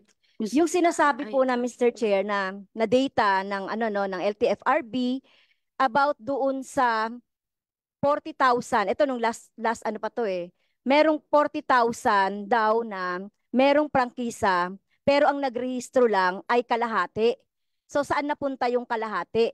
So yun yung gusto nating malaman kasi Mr. Chair, itong kalahati na ito, malamang ito yung hindi nyo tinatanggap yung registration kasi pinipilit ninyo yung consolidation. Okay? So wag kayong matuwa na may 40 Mr. Chair, may 40 daw na 40,000 na individual franchise. 20 lang yung nagrehistro sa kanila. 20,000. Huwag kayong matuwa na merong 20 na nawawala doon sa registration ninyo. Malamang hindi natin alam kung saan na yan napunta. O malamang nagugutom na yan or whatever kasi hindi naman pinapayagan silang magrehistro hanggat wala silang undertaking o wala silang hindi sila sasapi doon sa consolidation. So yun yung tignan niyo doon. So hindi tayo natutuwa no na nagiging kolorum sila o gumagawa sila ng illegal or whatever, di ba? So hanapin natin ito at tanungin kung bakit, di ba? Hindi tayo pwedeng magsaya doon na konti na lang yung mga hindi nagko-consolidate kasi ito na lang yung nakarehistro. So next, Mr. Chair, yung pagpaparehistro, hindi ko lang to narinig eh. Sorry po, na-late po ako kanina. Ang problema po ng mga drivers natin sa ngayon, yung mga pagpaparehistro. Ngayon, kapag hindi sila nag-consolidate, hindi na sila irerehistro. So, anong gusto nyo mangyari doon sa mga driver natin na hindi nagparehistro? Alam mo, yung number 1 ngayon, dapat January, yung mga number 1 ay nagpaparehistro na. Hindi nila pwedeng tanggapin na for registration kahit na nagpaparehistro sila dahil hindi sila nag-consolidate. Hindi ko po narinig yung Mr. Chair. Ano ba yung solution doon? Wag nyo, kasi po sa akin, wag nyo itali yung consolidation doon sa rehistro. So dapat iba yung kung naka-comply na sila sa requirement itong mga PUV na to doon sa registration, irehistro nyo sila. Okay? Kasi hindi pa naman tapos yung mga problema natin dito sa consolidation eh. Dito sa modernization na sinasabi ninyo. Mr. Chair, hindi ko narinig ano ba yung gagawin doon sa mga hindi nila tinatanggap na gusto namang magparehistro. If I remember it right, Your Honor, status quo, pwedeng iparehistro. Would that be correct, Attorney Mendoza? Yes, Mr. Chair. We maintain the status quo. Ma-confirm lang po yung unit ng LTFRB, i-register po natin. Mr. Chair. Okay, Mr. Chair. Mr. Chair, does it follow na merong Yeah. Does it follow na pag nirehistro automatic yung franchise, the individual? Oh, Please answer the question of the Honorable Violago.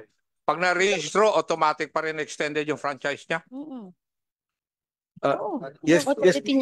Yes, Chair. Kasi pag na-confirm po yung prangkisa, that means extended po yan. Kasi pag bago i-rehistro ng LTO, kino-confirm ng LTFRB. So, Mr. Chair, yung ba yung parang sinasabi ng isang co-op president na sa dami ng binibigyan ng franchise na yung kanina, di ba? Nagpasintabli siya dahil continuous daw yung pagbibigay ng single franchise. Yun ang sinasabi ng isang co-op kanina. Mr. Chair. Hindi ko alam ko yun ang ibig sabihin kanina. I don't know, Mr. First person. Mr. Chair, yes. Yung context po nung sinabi ni Mr. Fred and he can also confirm yung oversupply na sinasabi po niya, yung nakaraang nakaraang panahon pa po. Thank you. Your Honor, before we proceed, the Chair would acknowledge the presence of the Honorable Raul. Lumabas na? Oh, sige. Wag. Honorable Castro is still Mr. Chair, malinaw yan, working. ano? Malinaw yan sa ating mga drivers dito. So dahil may problema pa tayo dito sa consolidation, dito sa modernization ng PUB no, ng ating gobyerno, at kaya nga sinasabi niyo kanina, Mr. Chair, ano ba talagang mauna? Yung route rationalization or yung consolidation? So nakita natin yung iba't ibang problema sa consolidation. So malinaw po sa ating mga driver, lahat ng mga number 1 na ang plate ay nagtatapos sa number 1 ay dapat magparehistro at dapat kayo ay payagan, whether consolidated o hindi. Tama yun, Mr. Chair? That's the answer of the authorities. So wala nang magsusumbong sa atin, Mr. Chair, na mga hindi pinayagan na magrehistro dahil nga wala silang undertaking o hindi sila nakakonsolidate. Hopefully. Okay, so yun ang gusto natin. Sana wala na tayong marinig. Okay, sasamahan ko pa yung mga driver. Samahan natin, Mr. Chair, yung mga gustong magparehistro na number 1. Samahan natin sila para mapayagan ng LTO si Mr. Mendoza. Sir, pupunta ako sa office ninyo. Opo. Yes, Mr. Chair. Sigurado po yun. Proof of life yun. Mr. Chair, meron akong i-raise na problem ng ating mga kasamahan din sa Cebu. Ito, tumawag ito sa akin nung kahapon. Si operator siya, Mr. Chair, sa Cebu, si Mr. Stephen Juanes. Hindi lang siya nakapunta rito dahil nga medyo gipit na sa panahon. Yung unang tanong niya, Mr. Chair, ito nakakonsolidate ito, Mr. Chair. So yung loan requirement sa bangko, so parang kinoconsider din nila kasi na premature itong consolidation. Katulad ng ano ba yung una dapat? Yung route rationalization o yung consolidation. Noong hindi pa daw po sila nagko-consolidate, so meaning sole proprietor sila, nakakautang sila sa bangko dahil parehas ang pangalan nila at pangalan ng prangkisa. Plus good standing sila sa bangko. So hindi na sila maka-loan ngayon ng Modern Jeep, hindi raw tatanggapin ng LTFRB kung hindi ito co-op or korporasyon. Sumunod sila na mag-consolidate noong 2023, napilitan. Pero nung pumunta sila sa bangko, Mr. Chair, sabi kahit na anong bangko daw ay hindi sila pwedeng pautangin dahil dapat 3 years na silang nag-ooperate as corporation or cooperative. Ayaw silang pautangin dahil ang prangkisa hindi nakapangalan sa kanila. So totoo ba ito dito sa Cebu, Mr. Chair? Ito, nag-consolidate na nga, napilitan sila noong 2023 and yet, nung uutang sila sa bangko, hindi nyo na pinapayagan dahil nga sabi ninyo may 3 years na dapat ay nag-ooperate sila as a corporation or cooperative. LTFRB, tapos yung bangko. Mr. Chair, aalamin nga po din namin sa bangko kasi po kung private po yung financing institution bank, hindi po nila nire-require yung LPTRP. So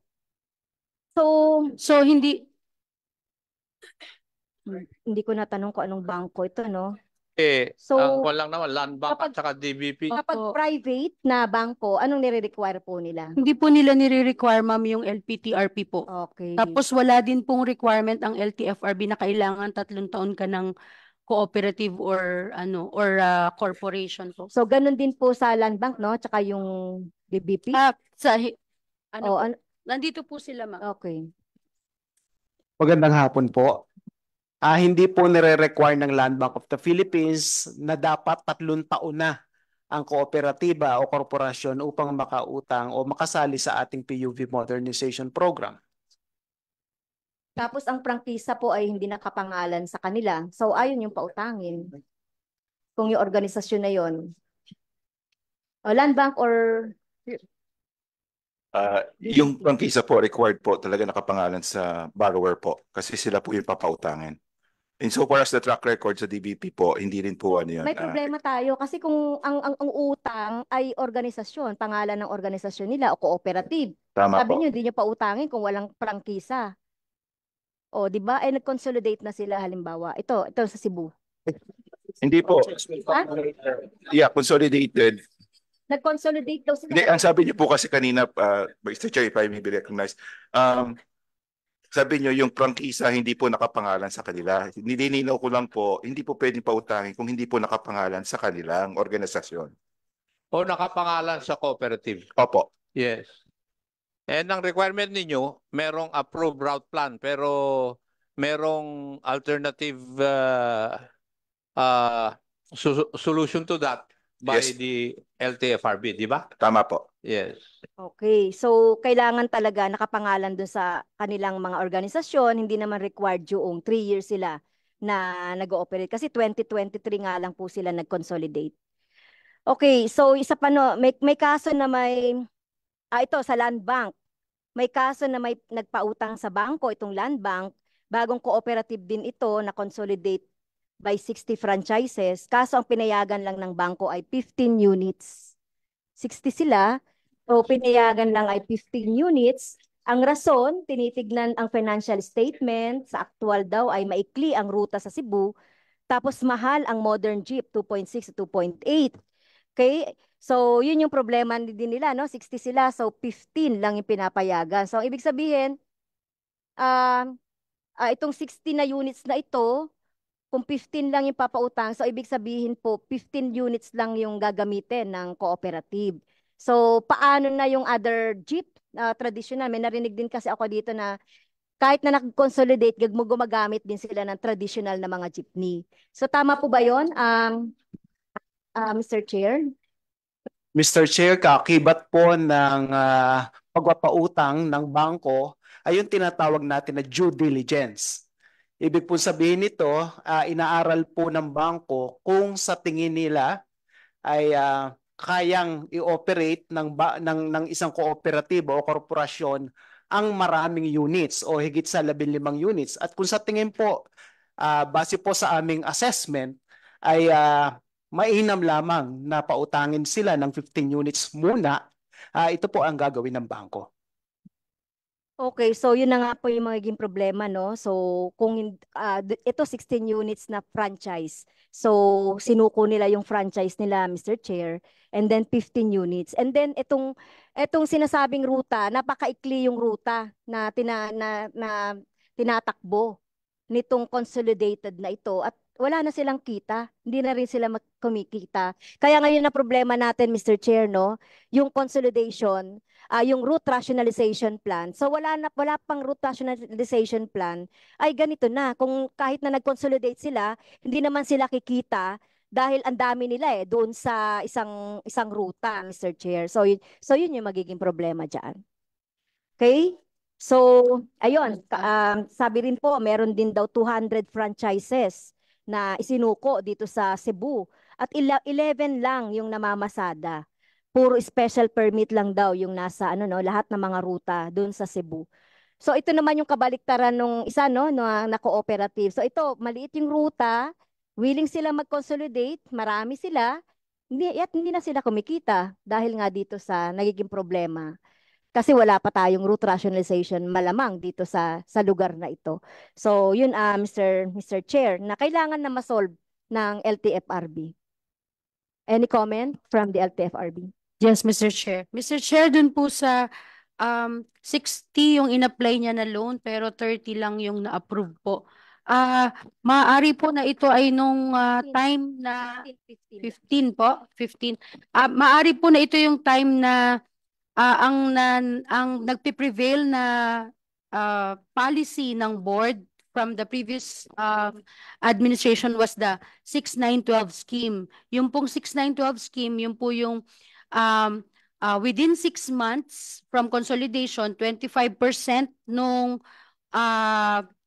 units kailangan na i-modernize mo. And then within 9 months, kailangan 50% na nun. And then, within 12 months, kailangan na-complete mo na yung 100%. Pero ito po, during this administration, tinanggal po natin yung 6912 scheme po.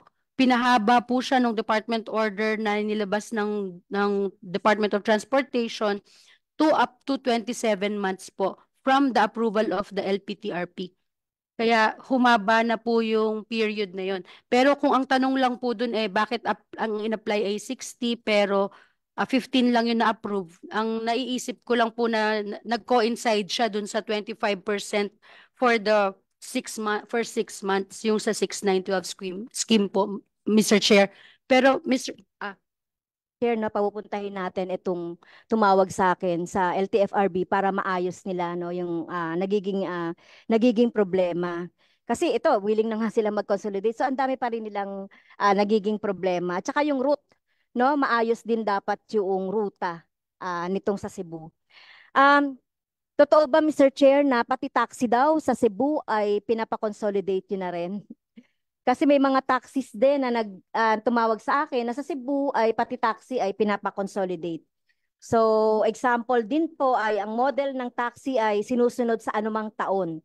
Example, yung 2019, dapat 2019 din yung model ng taxi. Kaso, dahil pina-consolidate daw sila, hindi rin sila makautang. Kahit good standing sa bangko para maging bago ang taxi, dahil hindi raw tatanggapin ng LTFRB kung hindi nakapangalan sa co-op or korporasyon. Totoo ba pinapa-consolidate nyo rin sa Cebu yung mga taxi? Hindi po totoo, Mr. Chair.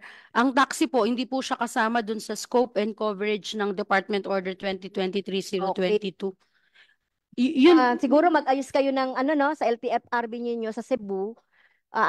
Tignan ninyo kung totoo ba tong pinagagawa nila? Kasi reklamo to na sinabi sa atin ng Mr. Chair, ang iniisip ko lang po na pwedeng related po dun sa sinasabi nila. Yun pong age limit po nung year model nung unit.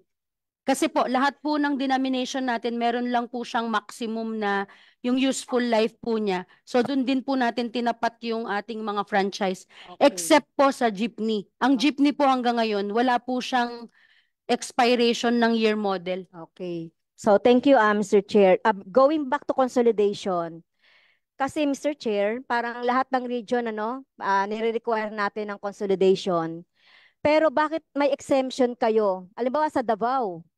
Okay? Sa Davao, ang mga consolidated dito, mga bus, yung mga jeepney, bakit ito pinapayagan natin itong ganitong mode, samantalang hindi natin pinapayagan yung ibang mode na gusto naman ng ibang mga, ng mga driver sa isang lugar. Sa Davao, Mr. Chair, puro bus ito, no, yung mga kino-consolidate. So, pwede po bang malaman ng comment ng LTO? Mr. or Chair. DOTR? Mr. Chair, meron pong programa ang national government sa Davao. Ito po yung ang tinatawag na Davao Public Transport Modernization Program. So, ito po yung, hindi po sila exempted but it is just being delayed kasi po ang yung pag-roll out po nung pag-start or partial operation or full operation is sa 2025 po or later part of 2025. So hindi po, may iba po tayong programa doon at ito po yung parang ginagawa namin na pilot program or project para po sa isang network transportation system. So buo pong, iba pong intervention ang atin pong ginagawa doon. At ito po ay nagsimula pa ng 2012 na So, or ang ibig 2016 sabihin, na pag-aaral. So, sa Davao, meron din consolidation ng mga traditional na mga jeep or jeepneys doon sa at meron ding mga ruta kayo doon na sinasabi. Kasi ito, kung accept natin yung iba-ibang mga mode, ito, yung experimental ninyo na network na yan, so pabor yan sa mga corporation, malalaking mga may-ari ng mga bus. Or hindi naman sa atin yan, di ba? Hindi naman yan sa pinopondohan ng gobyerno natin, yung public bus dyan. Tama ba?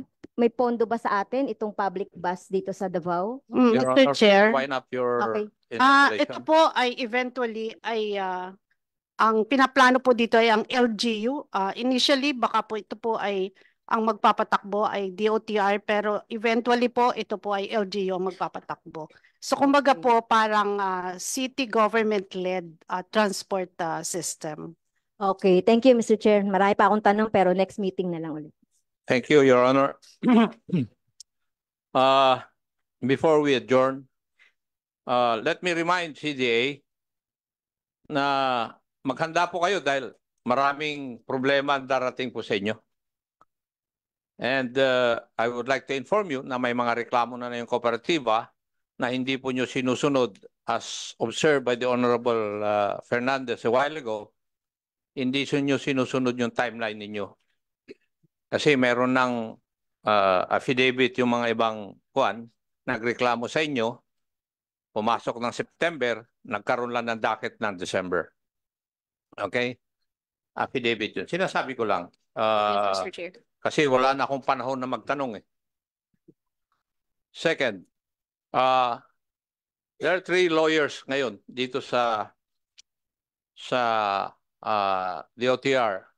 Attorney Yebra, Attorney Mendoza, and Attorney Lainez. Tama? Sino po sa inyo ang sasagot dito sa aking katanungan? Depends on the question po, Mr. Chair. Okay. Sige. Do you agree that Article 3, Section 1 of our Constitution says, no person shall be deprived of his life, liberty, and property without due process of law, and shall be provided equal protection of the law? Would you agree with that?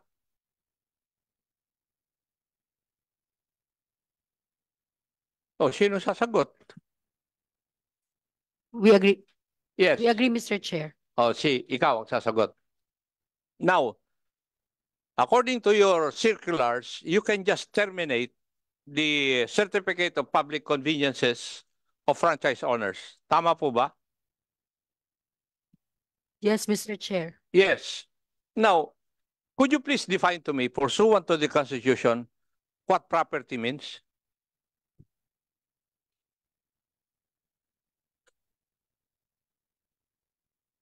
I would like to remind you that property means the livelihood of each and every individual. That is his individual or personal property. Would you agree with that as the right interpretation of the term property?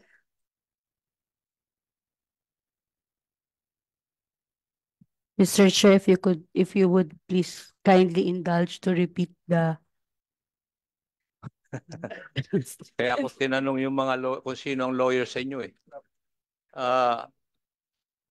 You agree that the Constitution protects life, liberty, and property of each and every citizen of this country. Yes, And Mr. shall be Chair. provided equal protection of the law. Yes, Mr. Chair. O, number 1, Section 1 yun ng Article 3 Apo. ng Constitution. Di ba? Yes, Mr. Chair. Now, kayo, as LTFRB, kinakancel na lang yung franchise ng mga drivers at saka operators eh. Yes, Mr. Chair. And without extending any due process of law.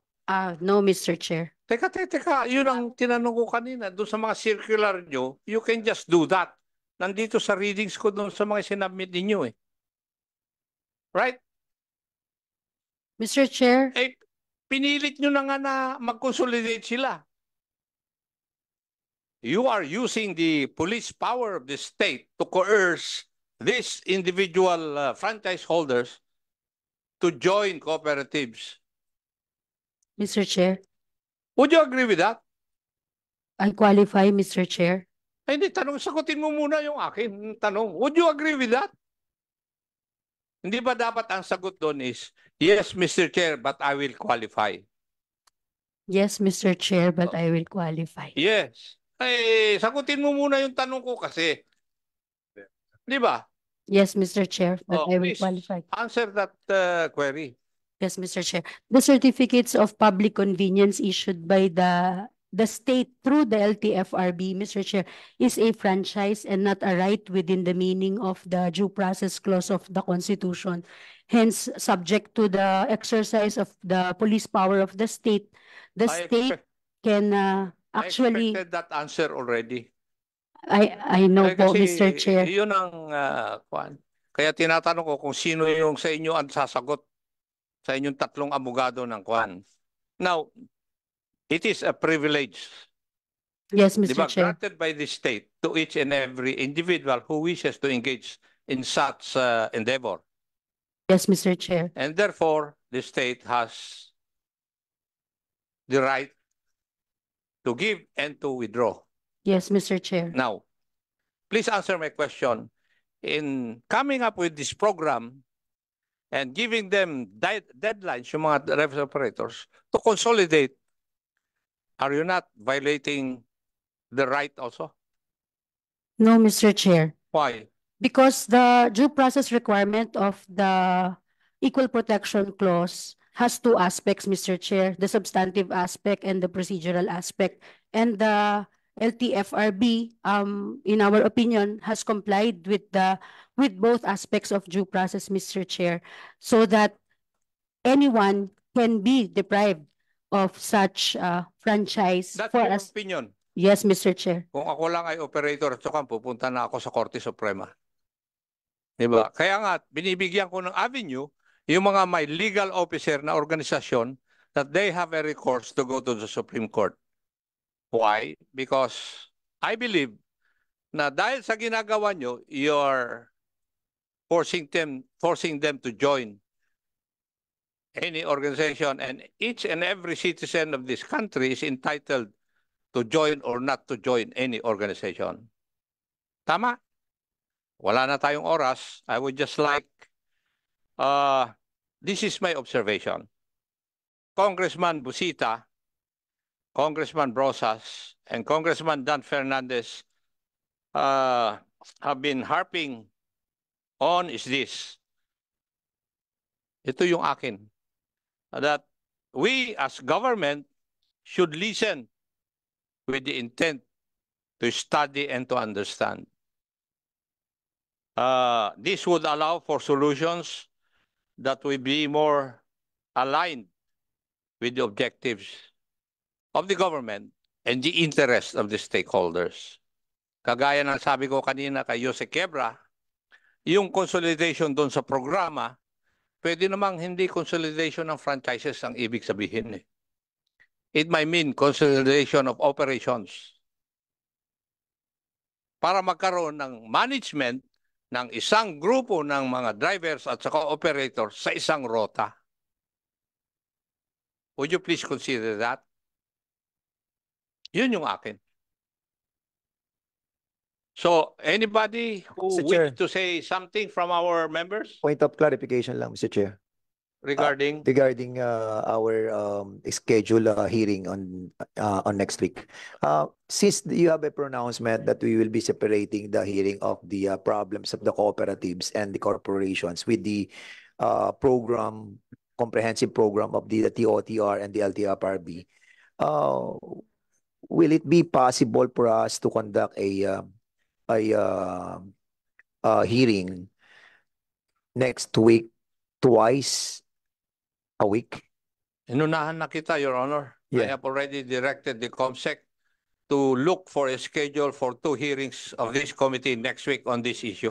But considering the voluminous schedule that I have seen, when I went upstairs sa opisina ko, that talagang punong-puno ang mga schedule for the next hearing, may we be enlightened on your wisdom, Mr. Chairman, that instead of trying to have a 2 hearings next week, can we possibly do it the whole day, but sa morning po yung kooperatiba and in the afternoon po yung pong DOTR? Can that be done, Mr. Chairman? COMSEC, please take note of the recommendation of the Honorable Fernandez and inform this chair kung po pwede nga. All right. Yes. Because I checked the schedule this morning, a while ago, and I have checked that punong-puno na po, Mr. Chair. So with that, Mr. Chair, maraming po salamat, and my favorite motion will be delivered by Congressman Biolago. Mr. Chair, I move to adjourn. Any second? Second, Mr. Chairman. Any objection? The motion is carried. Marami pong salamat sa inyo lahat.